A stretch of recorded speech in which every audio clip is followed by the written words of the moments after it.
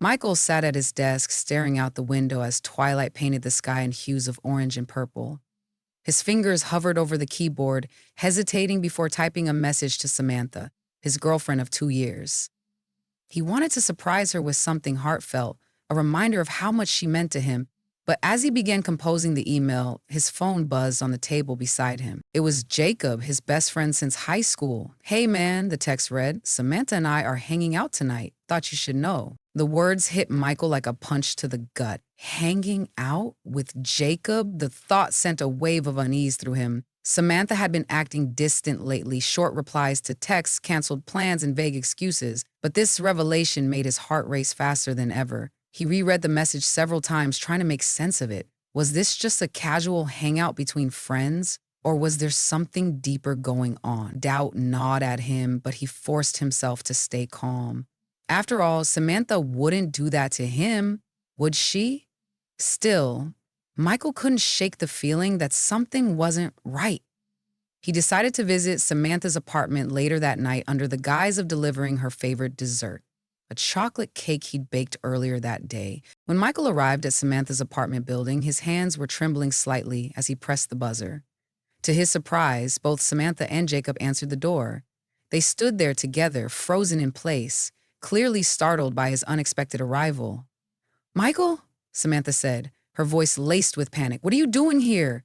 "Ah, uh," Michael stammered, clutching the box containing the cake. "I baked your favorite dessert and thought I'd bring it over." Jacob cleared his throat nervously.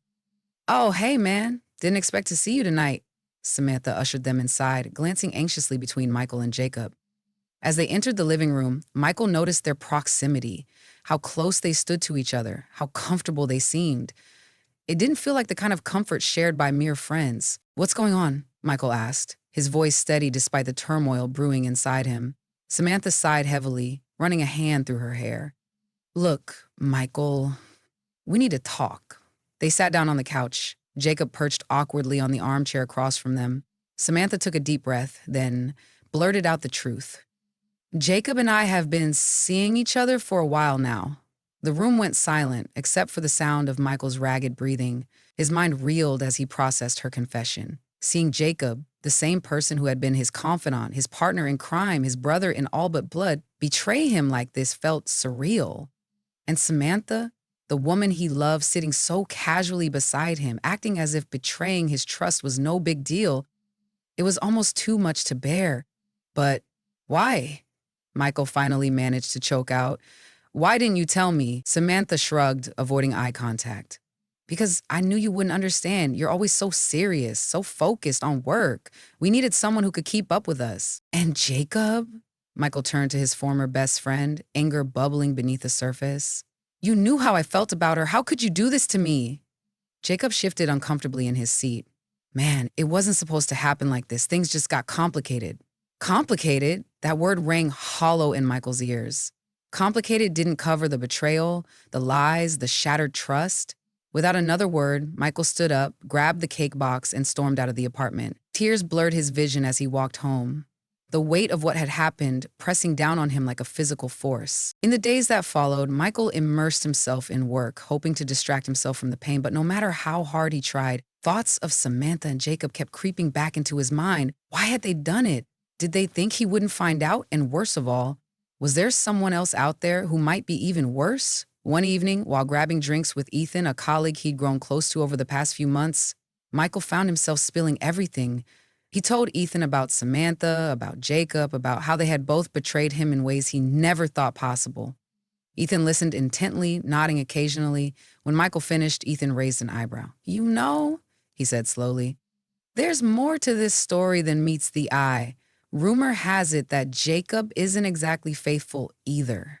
Michael blinked in confusion. "What do you mean?"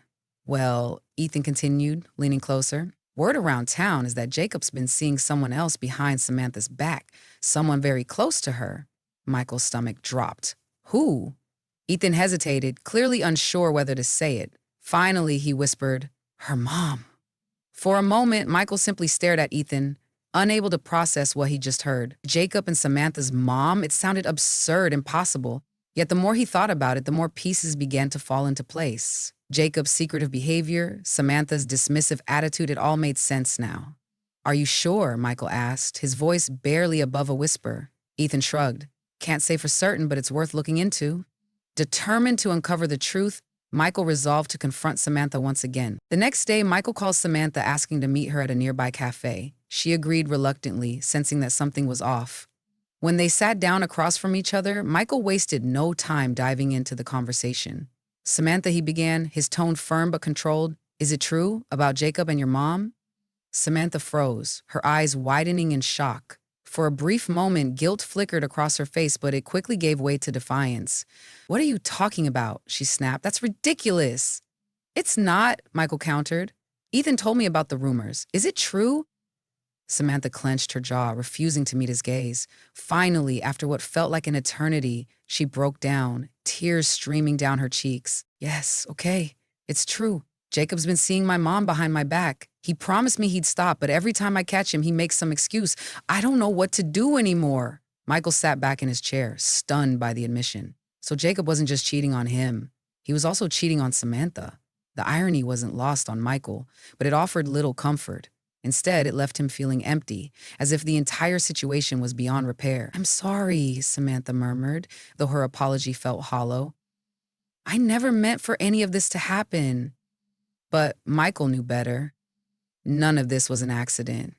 Every lie, every betrayal had been carefully calculated, and now the house of cards had come crashing down. In the weeks that followed, Michael cut ties with both Samantha and Jacob, vowing never to let anyone manipulate him like that again. He threw himself into his work, channeling his emotions into creative projects and hobbies. Along the way, he discovered new passions and formed deeper connections with people like Ethan, who had been there for him when he needed support most. As time passed, Michael realized that while the scars of betrayal would always remain, they didn't define him. Instead, they served as reminders of his resilience, his ability to rise above adversity and rebuild his life from the ground up. And though the memory of Samantha and Jacob lingered, it no longer held the same power over him. He had moved on, not just physically, but emotionally and mentally. In doing so, he found peace, strength, and a renewed sense of purpose. For Michael, the web of betrayal had taught him one valuable lesson. Sometimes the strongest relationships are the ones we build with ourselves.